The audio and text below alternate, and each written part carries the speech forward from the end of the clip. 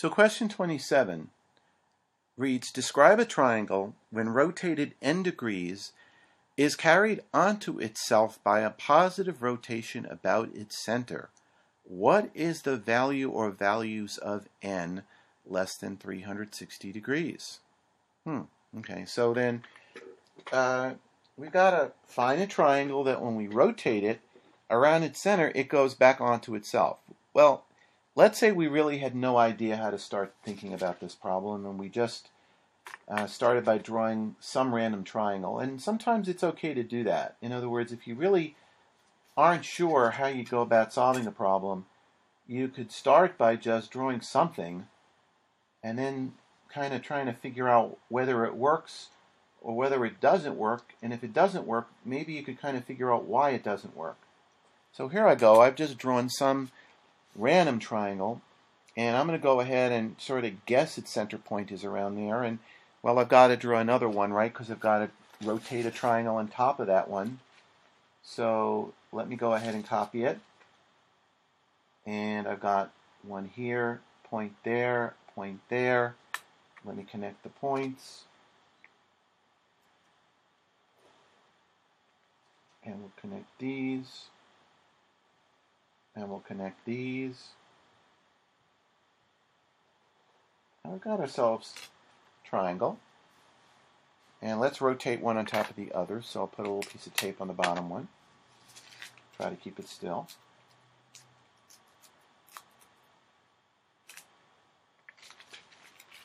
And right now they're right on top of each other. And let me try to pick a center point here. And let's rotate it around. Let's see if we can rotate it into itself. Well, not having too much luck, it looks like, right? So far it's not back into itself until we go all the way around. Okay, so we had to go back to a starting point. Let me make that a little clearer. I'll put a circle here and a circle there. You can see that the first time it ever goes back on top of itself is if we turn it all the way around.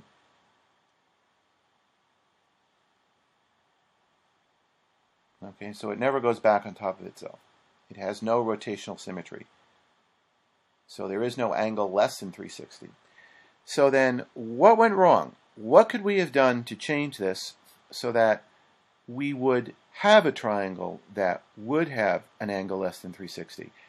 Well, for one thing, these sides are all unequal length, right? In order for a side to map onto another side, like take this one here, there's a lot of reasons these two sides aren't mapping onto each other, but one is that they're different lengths. Okay, the side underneath is a lot longer than the side on top, and when we get to this point, the side on top, on this side here, the left side, is a lot longer than the side underneath. So maybe what we need to have is a triangle that has all equal lengths, like an equilateral triangle. So let's go ahead and let's replace the triangle we're going to start with an equilateral triangle. At least that way, you've got a chance that maybe the sides just might map on top of each other. So let's go ahead and try an equilateral triangle. And I'm going to put one triangle on top of the other. And let's circle a starting point here. Okay, and I'm just going to guess at a center point. This looks sort of like a center point. And let's go ahead and let's start rotating things. Looks good, right? Pretty much one triangle's on top of the other. So that's, how many degrees did we go? Well, we got one position here. We'll take a look in a moment at how many degrees we went.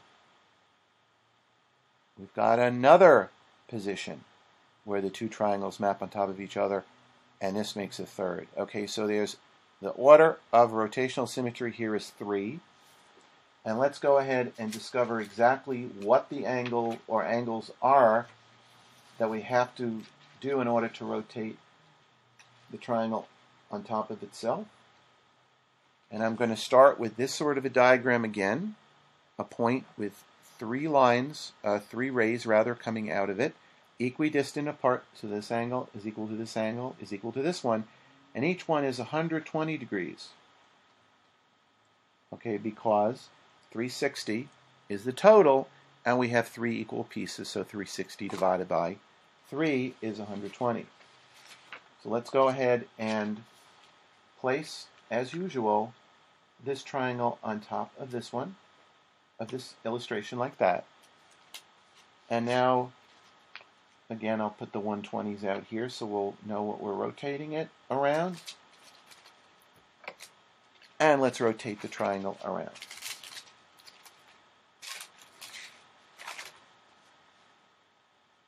So I think you can see that as we go from here to here, the first overlap occurs after we've rotated it 120 degrees.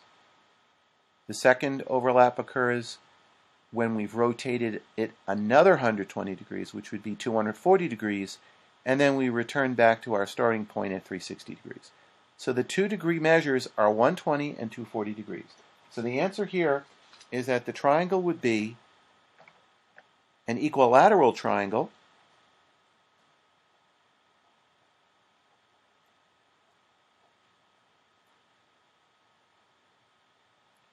and the values of n less than 360 would be 120 degrees and 240 degrees.